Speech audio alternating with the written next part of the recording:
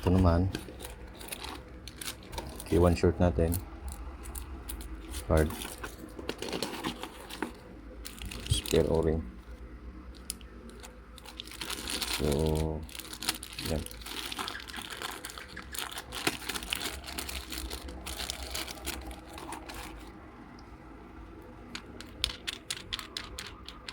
So ito, adjustable po siya.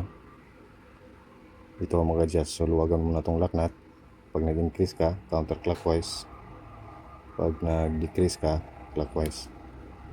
So ang disadvantage nito kasi internal yung adjuster niya. So pag nag-adjust ka, tanggal kabit. Or gamit ka ng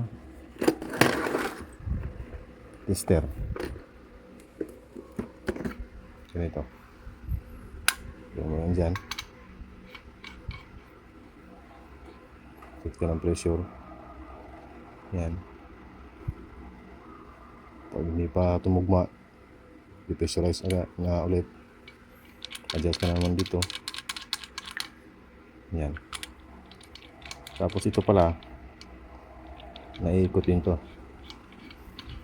Kung anong desired position yun ng gauge. Ito po.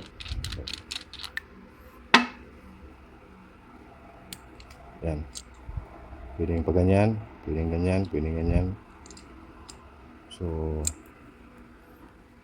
kayo na pong bahala mag-ano.